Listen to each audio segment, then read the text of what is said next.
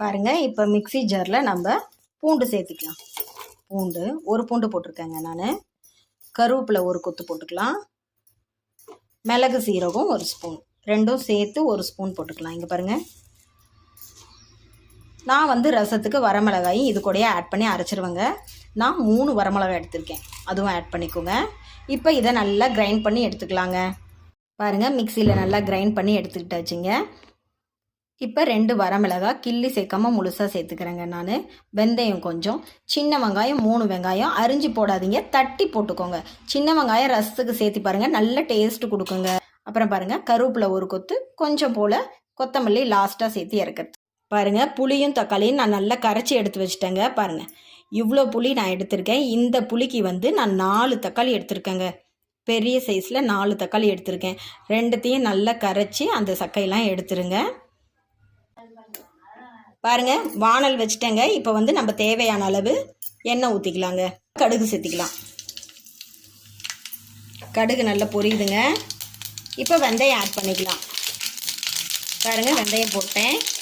வரமிளகாய் 2 ஆட் பண்ணிட்டேன். இப்போ சின்ன வெங்காயம் சேர்த்திக்கலாங்க. தட்டி வச்சுருக்கோம் இல்லைங்களா, அந்த சின்ன வெங்காயம் சேர்த்துட்டு வதக்கி விடுங்க.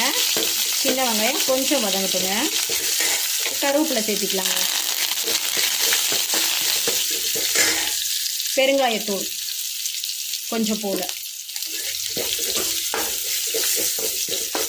நம்ம கிரைண்ட் பண்ணி வச்சுருக்க மிக்ஸை சேர்த்துக்கலாங்க.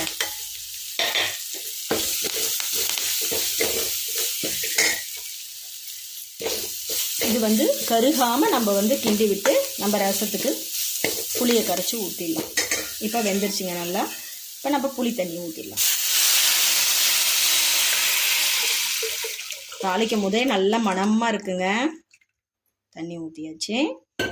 இப்போ தேவையான அளவு உப்பு சேர்த்திக்கலாங்க. உப்பு இப்போ நல்லா மிக்ஸ் பண்ணி விடலாம். நம்ம தக்காளி ரசம் அப்படிங்கிறதுனால கொதிக்க விடணுங்க.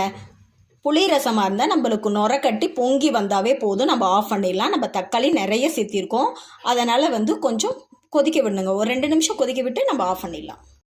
இப்போ கொஞ்சமாக மஞ்சத்தூள் சேர்த்திக்கலாங்க. பாருங்கள், இவ்வளோ மஞ்சத்தூள் போட்டால் போதும். போட்டு மிக்ஸ் பண்ணி விட்டுடலாங்க. புளி வந்து கொஞ்சம் இனிப்பு டேஸ்ட் இருந்தால் தாங்க ரசம் நல்லாயிருக்கும். நான் வச்சுருக்க புளி வந்து நல்லா இனிப்பு டேஸ்ட்டுங்க. சாப்பிட்டு பார்த்து வாங்குங்க. புளி வாங்கும் போது கொஞ்சமாக சாப்பிட்டு பார்த்து வாங்குங்க. கொஞ்சம் இனிப்பாக இருந்துச்சுன்னா குழம்பு ரசம் எல்லாமே நல்ல டேஸ்ட் கொடுக்குங்க. நான் இனிப்பு புளியில் வச்சுருக்கிறதுனால நான் சர்க்கரை ஆட் பண்ணலைங்க. ஒரு சில புளி வந்து ரொம்ப புளிக்குங்க, காரம். அந்த மாதிரி புளியில் நீங்கள் ரசம் வைக்கிறதா இருந்தால் கொஞ்சம் ஒரு பிஞ்ச் மட்டும் நீங்கள் வந்து இறக்கும் போது சுகர் ஆட் பண்ணிவிட்டு இறக்குனீங்கன்னா ரசம் நல்லா டேஸ்ட்டாக இருக்குங்க.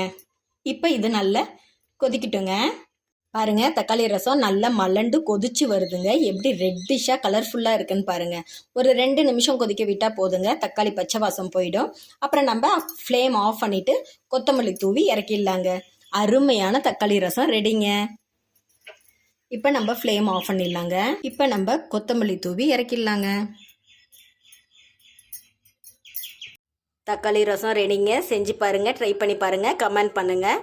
வீடியோ பிடிச்சிருந்தா லைக் பண்ணுங்கள், ஷேர் பண்ணுங்கள், மறக்காமல் சப்ஸ்கிரைப் அண்ட் ஃபாலோ பண்ணுங்கள். தேங்க்யூ.